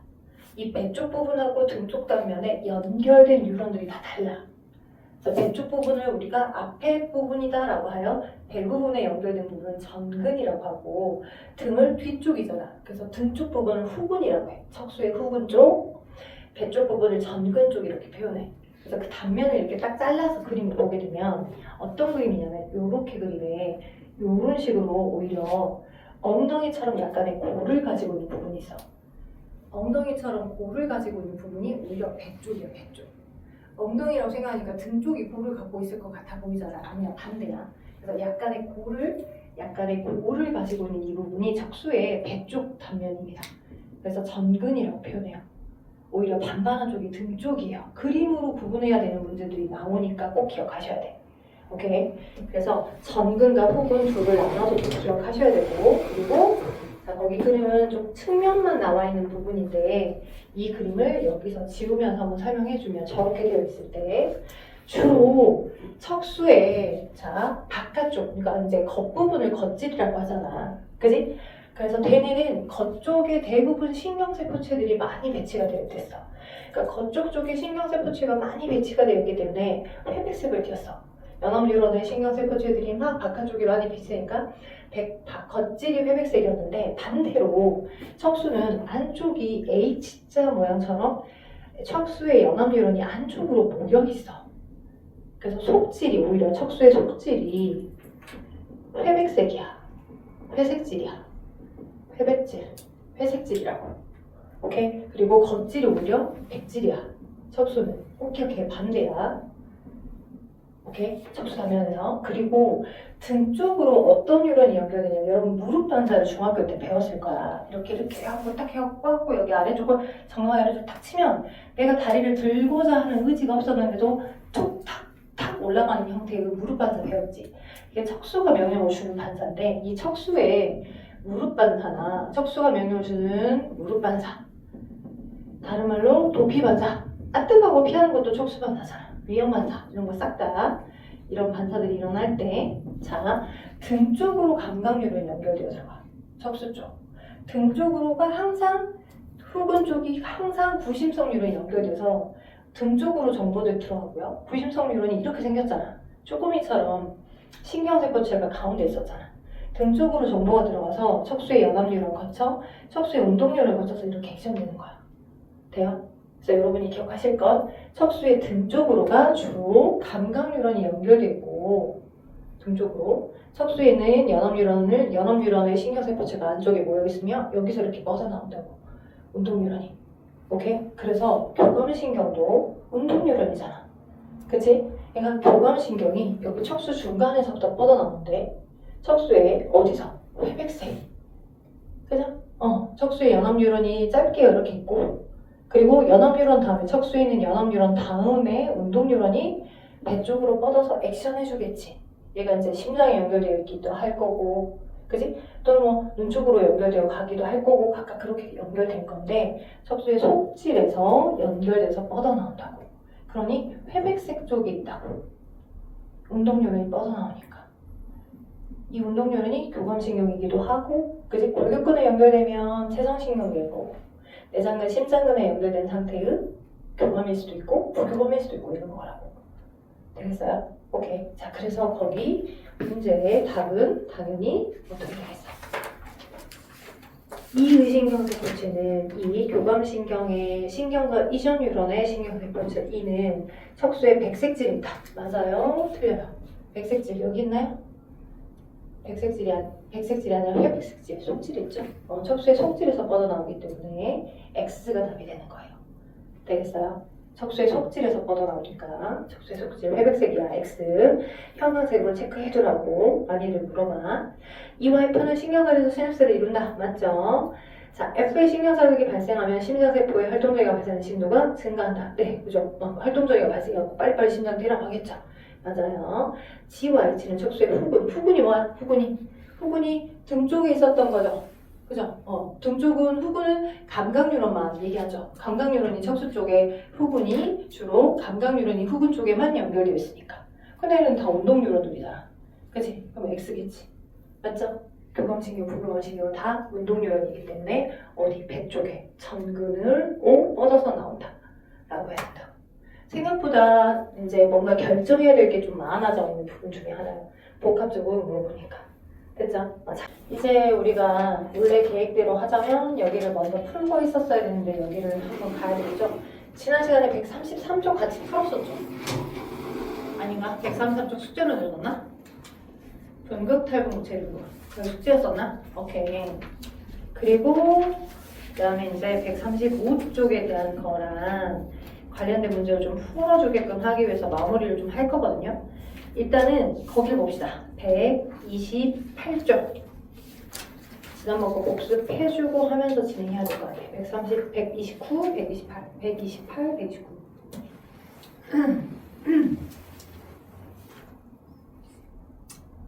마이크가 무거워가지고 말이죠.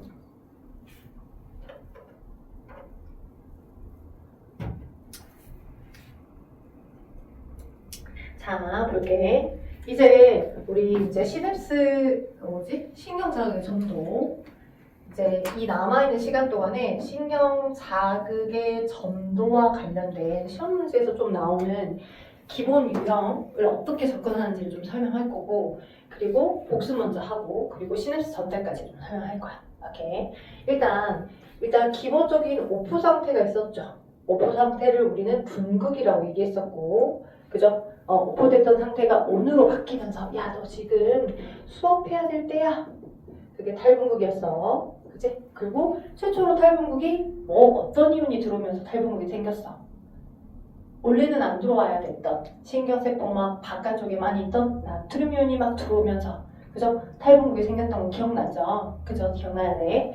원래 분극은 신경세포 안을 축으로 하여 바깥보다 안쪽이 더 많은 마이너스 70mV의 전위를 차지하고 있더라. 오케이. 그렇다라고 하더라도 주로 나트륨 칼륨 펌프가 나 분극일 때 얘기하고 있어. 나트륨 칼륨 펌프가 열나 열심히 일을 해주고 있어서 이온의 위치가 주로 나트륨은 야 너 꼴보기 싫어 바깥에 다 나가 그지? 동시에 칼륨을 안으로 잡아들이죠. 그죠? 그리고 항상 ATP를 ADP로 분해한 에너지를 항상 써야 됐고 그죠? 그리고 분극일 때 나트륨 통로는 닫혀 있었어. 그지? 나트륨 통로는 굳건히 닫혀 있었어. 그리고 칼륨 통로들도 있는데 칼륨 통로의 대부분은 닫혀 있고 일부만 유출돼서 칼륨이 왔다리 갔다리 하는 상태야. 이게 분극일 때. 그러다 보니 칼륨이 항상 대부분 안쪽에 많이 존재하고 150mm몰 정도 바깥쪽에도 칼륨이 있긴 있어. 조금 15mm몰 이거 외울 것까지는 없어. 주로 나트륨은 바깥쪽에 나트륨 칼륨 펌프 덕분에 바깥쪽에 나트륨이 겁나 뒤지게 많다고 150mm몰 그죠? 그리고 나트륨이 일부분 15mm몰 이 정도 안쪽으로 있다고 그죠? 근데 선생님 양이온들의 배치가 서로 극단적으로 바깥쪽에도 나트륨, 안쪽엔 칼륨 똑같이 플러스가 있으니 안쪽이 마이너스 70mV인 게 이해가 안 되는데요. 자, 여기는 써져 있지 않지만 우리가 가지고 있는 핵 속에 있는 정보로부터 기능을 해주는 여러 효소들이 대부분 마이너스 차지를 많이 차지하고 있다 보니 내부의 전위가 바깥보다 안쪽이 더 마이너스인 게 맞다고. 됐죠? 이온들은 그렇게 배치가 되어 있지만 나트륨 칼륨 펌프 덕분에 그러다가 역치 이상의 자극이 와. 그지? 자극이 오게 되면 처음에는 굳건히 닫혔었던 나트륨 통로 중에 일부만 슥 열려. 슥슥 열려서 바깥쪽에 있던 나트륨의 일부분이 좀 들어와. 그죠? 들어와서 어떤 나트륨이 많이 들어오니까 양전화가 들어오니까 마이너스 70이었던 게 마이너스 60, 마이너스 50까지 가겠지. 근데 어떤 자극은 마이너스 50을 찍고 더 이상의 나트륨이 쑥쑥 더 들어와야 그 다음 활동전이까지 증가가 되는데 못 들어오고 그냥 거기서 소멸돼버리는 경우도 있다고. 그러니까 역치전이를 기점으로 역치전이 이상을 뚫어야 그지? 나트륨이 더 확 들어와야 그래야 활동전이까지 증가가 되는 거야. 그래서 대폭적인 나트륨이 확 들어옴에 의해서 탈분극이 생기는 거야. 그죠? 자, 근데 여기서 중요한 건 나트륨이 막 들어왔다, 나트륨이 들어와서 탈분극이 생긴다라고 했으니까 나트륨의 농도는 그러면 탈분극 때 역전돼서 세포 안쪽이 더 많다라고 생각하는 친구들이 있어. 아니야. 항상 확산에 의해서 이온 통로를 통해서 나트륨 통로나 칼륨 통로라는 통로를 통해서 이온의 이동 방향이 정해져 있다 보니까 그지? 나트륨 통로를 통해서 칼륨 통로를 통해서 각각의 이온들이 이동하더라도 그지? 나트륨의 농도는 항상 어디가 높아? 세포 밖이 높아. 바깥이 제일 높다가 그것의 일부만 들어와도 플러스 30mV 정도의 전위로 증가가 되는 거야. 돼요? 마찬가지로 재분극할 때도 칼륨을 막 빠른 속도로 유출을 시켰잖아요. 그죠? 그래서 칼륨도 마찬가지야. 유출을 많이 했다 하더라도 칼륨의 농도는 항상 어디가 높아? 세포 안쪽이 높아. 꼭 기억해야 돼. 오케이? 그것을 일부만 나가면서 재분극이 일어나는 거야. 자, 들어왔던 나트륨이 나 들어오니까 좋아요 라고 해서 나트륨이 양 옆에 있는 다른 나트륨 통로를 활성화시켜 나가도록 얘는 막 양방향으로 전도가 이어져. 양방향으로. 그러면 최초로 탈분극이 일어났던 나트륨이 유입됨에 의해서 탈분극이 일어났던 그 최초 위치는 다시 원래의 분극으로 되돌아가야 되잖아. 그게 온됐던 걸 다시 5% 돌려주는 재분극. 그치? 재분극의 시발 욕한 게 아니에요. 시초는 무엇을 어떻게 함에 의해서. 여기 너무 양전화가 많아지니 말 잘 듣는 칼륨이 그죠? 칼륨 통로들이 대부분 다 열려서 그죠? 칼륨 통로를 통한 칼륨 유출을 통해 그죠? 먼저 빨리 이 마이너스 플러스 30mV 정도까지 증가했던 전위를 원래 마이너스 70으로 되돌아가게끔 해줘야 되니 양전이인 칼륨들을 죄다 내보내는 것으로 시작한다고. 그지? 칼륨이 막 유출돼서 이 칼륨 통로가 대부분 열리고 그 열렸던 칼륨 통로들이 천천히 닫히다 보니까 칼륨이 너무 많이 빠져나가서 어떤 식으로 마이너스 80mV 정도까지 찍는 구간도 있더라고. 이게 과분구 구간. 문제를 풀 때는 단서야. 오케이. 얘가 한참 흥분의 전도가, 자극의 전도가 한참 지나간 시점 중에 하나겠구나 라고 하는 걸 풀어내는 단서가 될 수 있어. 원래는 마이너스 70mV였는데, 그지? 나트륨이 많이 유입되어 들어와서 탈분국을 하고 있는 동안 거의 탈분국의 정점은 플러스 30mV까지 증가를 할 거고, 플러스 30mV인 지점도 딱 한 군데 있어. 오케이. 그리고 여기서부터 여기까지는 이제 지금 탈분국을 하고 있는 구간인 거고, 나트륨이 많이 유입되어 들어와서. 그쵸? 오케이. 그리고 원래는 여기는 이제 분국이었던 거지. 마이너스 70일 때는. 그쵸? 분국이 깨져서 탈분국이 일어났고, 탈분국에 의해서 나트륨이 많이 유입되다가, 그죠? 여기서부터 여기까지는 이제 재분국하고 있는 구간인데, 재분국하고 있는 구간에 칼륨을 유출시키고, 칼륨 유출만 하면 끝나면 되나? 안 돼. 칼륨 유출함과 동시에 누가? 칼륨 유출을 막 했어. 그럼 그걸로 끝나버리면 전이는 원래의 내부 전이가 마이너스 80에서 마이너스 70으로 서서히 다시 돌아가긴 하겠지만 이온이, 그지? 칼륨 유출까지만 해서 딱 끝났다. 그럼 칼륨이 최대한 바깥쪽으로 빠져나가 버리고 들어왔던 나트륨이 여전히 안에 머물러 있어 버리잖아. 그러면 나트륨이 밖에서 안으로 들어오는 것이 시초가 돼서 또 다른 자극을 인지를 해야 되는데 안 되잖아. 그러니까 나트륨 칼륨 펌프가 계속 끊임없이 이쪽 구간에서도 계속 작동해주는 거지. 그지? 분국일 때도 나트륨 칼륨 펌프는 계속 작동해주고 있고요. 탈분국일 때만 나트륨 칼륨 펌프는 잠깐 나트륨이 밀려주는 속도가 너무 빨라가지고, 그지? 잠깐 일을 안 하고 있는 것 뿐이야. 됐어요? 오케이? 이게 지금 기본값, 신경 자극의 전도에서. 그렇게 해서 쭈루룩 왔어. 그러면 129쪽을 먼저 설명할게요. 이렇게 해서 자극이 축삭돌기 말단을 따라서 쭈루룩 탈분국이 막 왔어.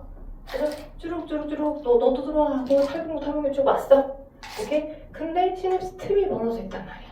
그래서 시냅스 틈. 왜? 이 다음 뉴런에 이제 그 다음 가지돌기 쪽으로 정보를 받아들였는데 얘가 20에서부터 한 50만 나노미터 정도로 틈이 벌어져 있어.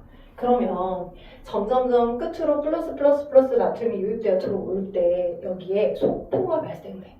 이 속포를 시냅스 속포라고 해. 시냅스 속포 안에는 누가 담겨져 있냐? 신경 전달 물질이 담겨져 있어.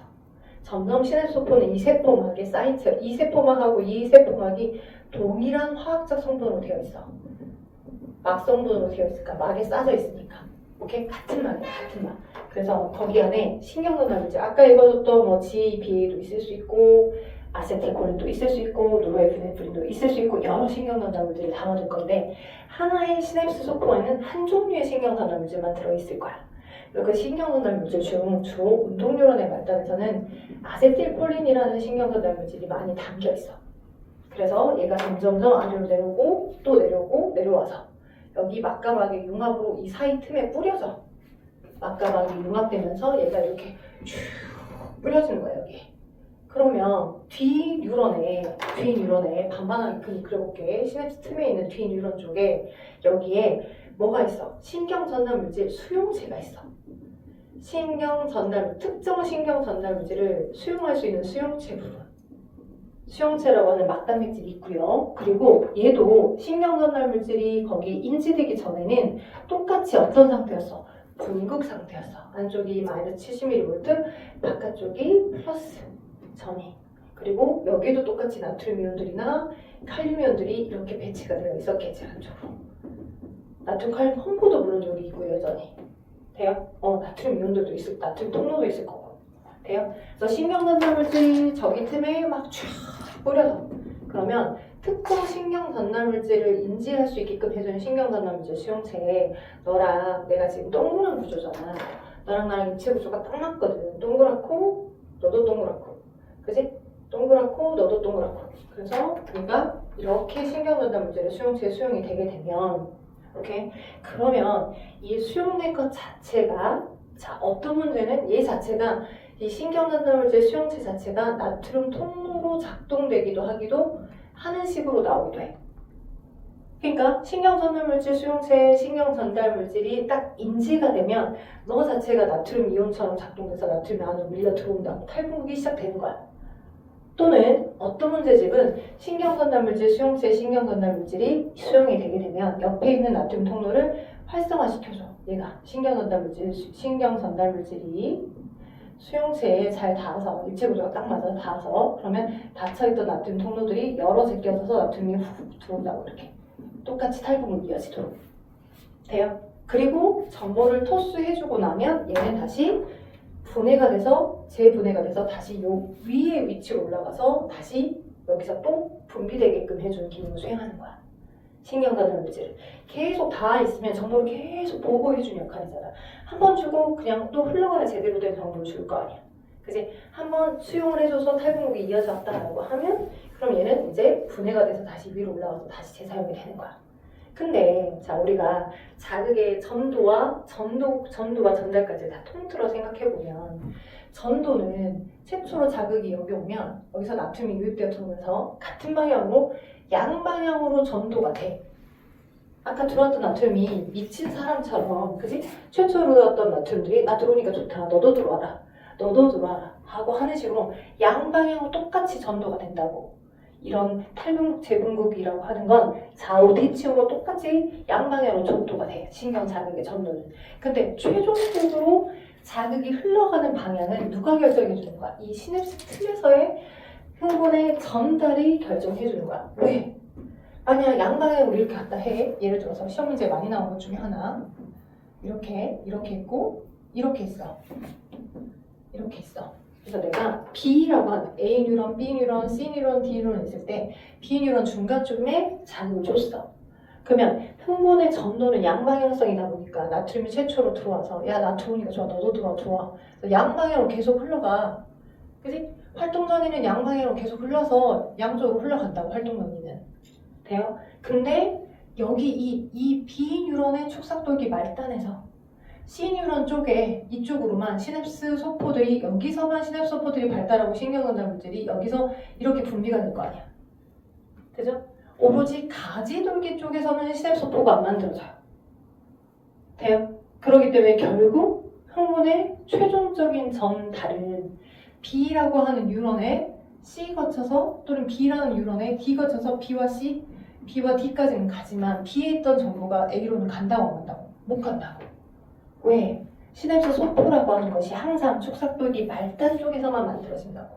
시냅스 소포라고 하는 것이 항상 신경전달 물질, 시냅스 소포라고 하는 게 신경전달 물질을 담아둔 주머니인데 걔가 축삭돌기 말단 쪽에서만 만들어지고 그리고 걔를 수용하게끔 해주는 그 신경전달 물질 수용체도 가지돌기 쪽에만 발달되어 있기 때문에 방향은 결국 한방향성인 거라. 되겠죠? 이거 예전에 수험고 서수용 문제에서 나왔어요. 이유를 두 가지를 나눠서 써버려. 왜 BC나 BD로는 가는데 왜 BA로는 안 가냐고. 이유를 두 개를 써버려. 어디 책에도 구술되어 있지 않았었어. 만들어서 쓰면 됐어. 왜? 항상 무엇은 시냅스 소포라는 게 축삭돌기 말단 방향에서만 만들어지죠. 오케이? 그리고 신경전달 물질의 수용체라고 하는 거가 신경전달 물질의 수용체라고 하는 게 가지돌기에 해당하는 여기 앞부분에만 있는 거지 여기서 시냅스 소포가 만들어져서 여기서 신경전달 물질 수용체가 있는 건 아니니까 못 가더라. 이 방향으로는 안 가더라. 됐죠? 그래서 그 시냅스 틈을 통한 얘의 흐름을 꼭 인지를 해주셨으면 좋겠어요. 됐죠? 자, 그래서 서술형 나오더라도 여러분이 잘 잡으셨으면 좋겠고 그 다음 그 129쪽 위에 신경 자극 속도에서 나와.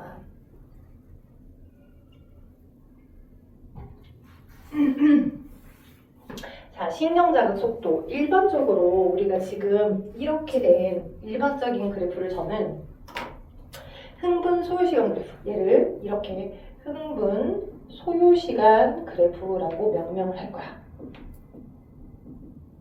신경 자극 그래프라고 얘기도 할 거야. 신경 자극 그래프. 신경 자극 그래프.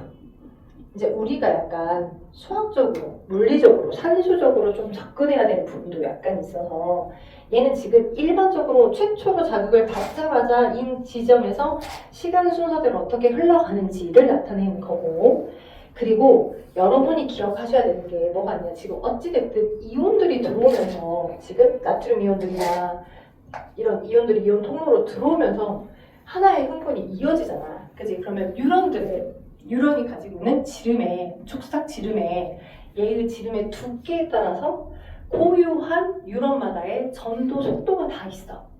생각해봐. 예를 들어서 제가 되게 가늘어. 축삭돌기 지름 얘네들이 엄청 가늘어. 또는 어떤 아이는 되게 굵어.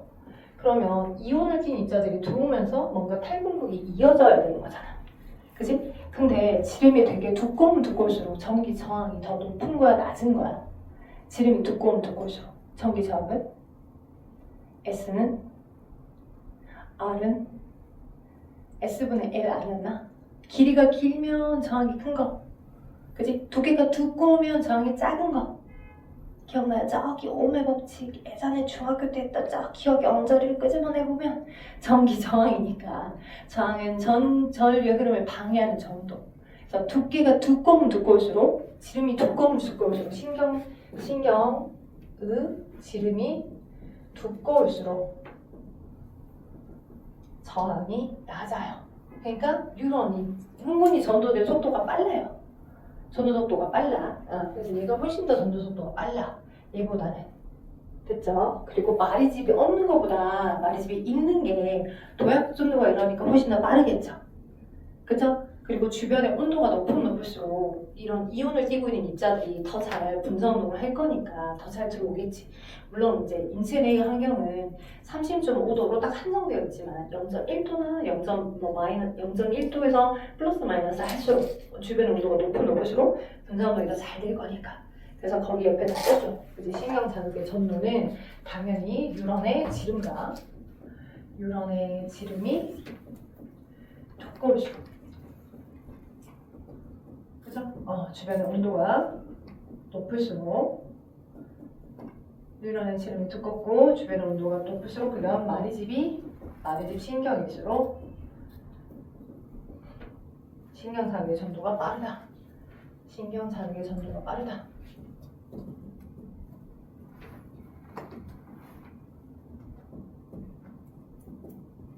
그래서 뉴런의 어떤 물리적인 특징들에 의해서 2cm를 1ms 안에 가기도 하고, 그죠? 또는 1cm를 1ms 안에 가기도 하고, 우리 미리세크라는 단어가 많이 나와. 미리세크. 왜냐면 세컨드라고 하는 시간보다 훨씬 더 작은 시간의 간격이기 때문에 미리세크라는 표현이 많이 나온다는 걸 좀 인지하시면 좋을 것 같아. 됐죠?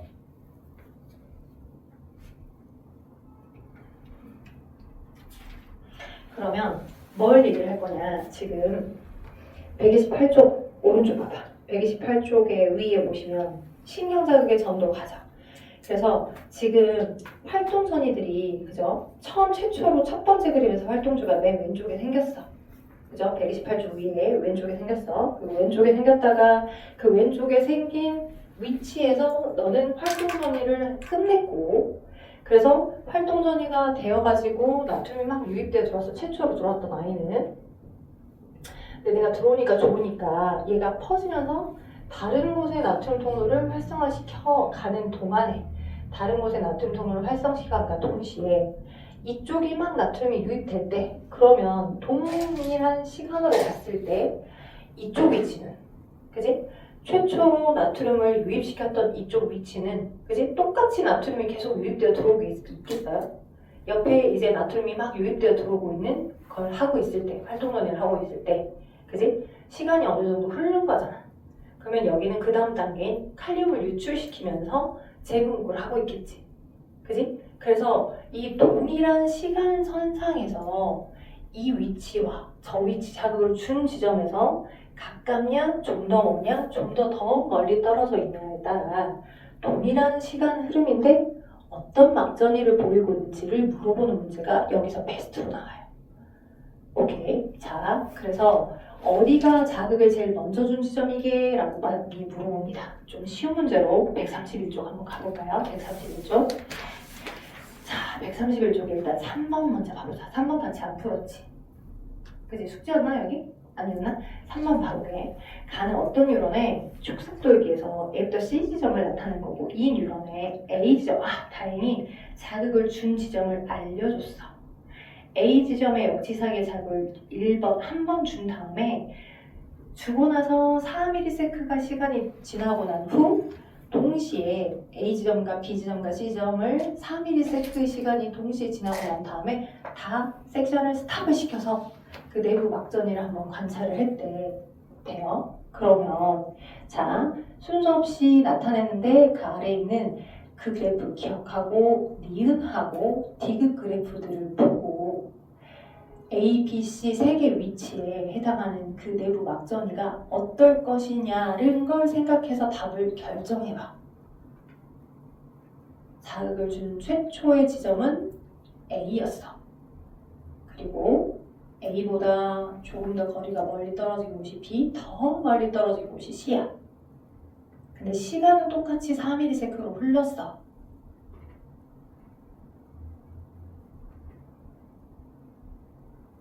그럼 생각을 해보면 자극을 주자마자의 이 위치는 받자마자 바로 이 그래프대로 다 진행하겠죠. 자극을 준 최초 위치, 그리고 여기서부터 조금 떨어졌어 B, 조금 더 멀리 떨어졌어 C. 이제 떨어진 거리까지도 주고 우리가 계산도 확인해야 될 거야. 그러면 자극을 처음 준 곳은 바로 분극이 깨지고 탈분극하고 그죠? 재분극까지 갈 거야. 맞죠? 맞죠? 자, 보통 이 흥분 소요시간 그래프는 자극을 받자마자의 지점에서 어디든 다 공통으로 이 그래프대로 다 움직인댔죠? 보통 시험 문제에서 많이 나온 시간이 자극을 받자마자 여기 보세요. 자극을 받자마자 보통 탈분극이 깨져서 플러스 30mV 정도까지 가는데 한 2ms가 걸린다라고 많이 나와요. 그리고 원래의 칼륨을 막 유출시켜서 되게 과분극까지 많이 나와서 마이너스 80mV 정도까지 가는데 3ms쯤이 걸려요까지도 많이 나와요. 그리고 4ms쯤이 되면 원래의 마이너스 70mV로 다시 되돌아온대요까지도 많이 나와요. 돼요? 이게 공통적인 흥분 소요시간 그래프야. 얘는 자극을 받은 그 지점은 최초로 받은 그 지점은 바로 이 그래프대로 다 진행할 거 아니에요. 여기 위치에서. 맞지? 근데 4ms라는 시간은 모두 다 이게 B 지점도 C 지점도 모두 다 이게 공통으로 동시에 걸리는 시간이잖아. 다만 여기에 들어왔던 나트륨이 삐지삐지 들어와서 최초로 들어왔던 나트륨이 삐지삐지 들어와서 각각의 저러저러한 이유에 의해서 뉴런들마다의 전도되는 속도가 있으니까 각각 저러저러한 이유에 의해서 저 나트륨이 여기까지 찍어서 나트륨 통로를 활성화시켜주는데 시간이 걸릴 거 아니야. 그치? 그래서 저 4ms 시간은 B 지점에서는 그지? 시간이 두 개로 나눠지는 거야. 어떻게 나눠지는 거야? 예를 들어 그 뉴런의 전도 속도 분의 A에서부터 B까지 가는 데 걸린 시간 A에서 B까지 거리 돼요? 그럼 봐봐. 이거 뭐야? V분의 S지. V분의 S 뭐 구할 때 나와? 가는데 걸린 시간 나오지. T는 V분의 S고 그지? S는 V 곱하기 T였고 V는 T분의 S였고 기억나죠? 어렵게 생각할 거 없어. 그러니까 쉽게 말하면 저 3ms라는 시간은 여기 승주에 포기하면 안 돼. 여기든 모두 다 공통으로 걸리는 다 똑같이 흘러가는 시간인데 자극을 준 지점과 동일한 위치는 그냥 그대로 이 흥분 소요시간 그래프대로 진행을 하는 거고 자극을 준 지점에서부터 약간 떨어져 있어 거리가. 얘가 예를 들어서 2cm 떨어져 있대. 얘는 뭐 4cm 떨어져 있대. 얘가 뭐 0, 2, 뭐 4 이렇게 센티미터로 나와서 나오기도 한다고 물어보기도 한다고 가장 기본 문제에서. 그러면 저 A 지점이 자극을 준 최초 지점이면 B 지점에서의 똑같이 4ms일 때 내부의 막전위는 어떻게 하냐? A에서 B까지 가는데 걸린 시간. A에서 B까지 일단 가야 돼. 나트륨 이온이 가야 돼. 가고 난 다음에 이 그래프대로 진행하는 거야. 똑같이. 나머지 시간만큼. 도착한 다음 시간에 저 흥분 소요 시간, 신경 자극 시간, 전도 시간, 흥분 소요 시간 그래프대로 나머지 시간만큼만 진행하는 거야. 돼요? 오케이? 그러면 지금 저 문제를 한번 풀어보자고. 얘가 이 뉴런이 2cm/ms의 속도를 가지고 있는 뉴런이야. 예를 들어서 돼요? 예를 들어서 2cm/ms의 속력을 가지고 있는 뉴런이야. 그러면 A다가 자극을 줬어. 그지? 그러면 A다가 자극을 최초로 준 지점은 그냥 이 그래프로 그대로 진행해서 4ms 때 얘는 지금 마이너스 70mV 이렇게 해보게서 마이너스 70mV의 내부 전이일 거야. 저 그래프대로 싹 다 진행해가지고 자극 준 최초 지점이니까. 그런데 자극을 준 최초 지점에서 2cm 살짝 떨어져 있는 이 B 위치에서는 내부 전이가 몇 미리볼트가 되냐라고 만약 물어본다면, 그지? 그럼 A에서 B까지 가는데 걸린 시간이 얼마야? A에서 B까지 가는데 걸린 시간. 전도되는 속도가 저 뉴런이 이만큼의 전도되는 속도를 갖고 있잖아. T는 V분의 S니까. 그지? V분의 S니까. 얘의 속도를 줬잖아. 뉴런의 속도. 이만큼의 속도를 가진 채로 거리가 2cm 떨어져 있지. 그럼 얼마야? 1ms 만에 2cm의 거리를 가잖아. 1ms 만에 A에서 B까지 일단 이 시간만큼을 들여서 도착하고 나머지 3ms의 시간만큼만 저 그래프대로 이렇게 진행을 한 거라고. 그러니 쟤는 내부 전이가 마이너스 80mV일 거야. B 지점은 마이너스 80. 여기는 A 지점은 최초 자극 지점이니까 다 끝났고, 그지? 거기서부터 조금 더 떨어져 있는 곳은 가는데 시간이 1ms 걸리다 보니까 좀 덜 진행해서 여기 정도만 진행할 거고. 돼요? 그럼 C에서는 어떻게 가는지 봐볼까? C도 여기서부터 여기까지 똑같이 2cm가 떨어져 있대. 오케이? 그러면 똑같이 저 4ms라는 시간이, 그지? 4ms라는 시간이 A에서 C까지 가는데 걸린 시간. 가서, 왜? 여기서부터가 자극을 준 최초 지점이니까 여기 있던 나트륨이 여기까지 삐질삐질 가가지고 토스를 해줘야, 그래야 여기서 이제 이 나머지 시간만큼만 이 그래프대로 진행하는 거라고. 그치? 그럼 거기까지 가는데 최종적으로 A에서 C까지 몇 cm 떨어져 있어? 4cm 떨어져 있지. 그치? T는 V분의 S니까. 근데 A라고 하는 뉴런의 전도된 속도가 2cm/ms잖아. 그치? 그러니까 가는데 몇 미리세크 걸려? 2ms가 걸려. A에서 C까지 가는데. A에서 C까지 가는데 2ms가 걸리고 나머지 시간만큼만 이 공통된 흥분 소요 시간 그래프대로 진행하는 거야. 그러면 흥분 소요 시간 그래프상 몇 미리볼트를 찍고 있겠어? 나머지 쭉 진행해서 2ms 진행한 점이 플러스 30mV를 찍고 있겠지. 돼요? 그러니 자극을 준 지점에서부터 제일 멀리 떨어져 있는 얘는 플러스 30mV인 거라고, 내부 전이가. 왜? 거기까지 가는데 시간이 걸리니까. A에서 C까지 가는데 2ms 시간이 걸리니까. 돼요? 그러니까 여러분이 머릿속에 인지하실 건 자극을 준 최초 지점은 그냥 그대로 바로 다이렉트로 진행. 근데 자극을 준 지점에서부터 대칭으로 각각 몇 cm 떨어져 있다. 그러면 거기까지 가는데 걸린 시간이 있고 나머지 시간만큼만 공통으로 이 그래프대로 진행하다 보니까, 그래서 첫 번째 A 위치는 누구처럼 보일 거고 그래프가 제일 많이 진행된 미음처럼 보여야 되고, B 위치는 걔보다는 조금 덜 진행한 기역처럼 보여야 되고, 제일 거리가 멀리 떨어진 C는 인체 분국을 활동한 누구처럼? 디귿처럼 보일 거라고. 자, 그럼 실전 문제로 가보자. 어디로? 쭉 넘겨서 아마도 자 139쪽 12번. 57분이네. 12번 한번 읽어봐. 12번.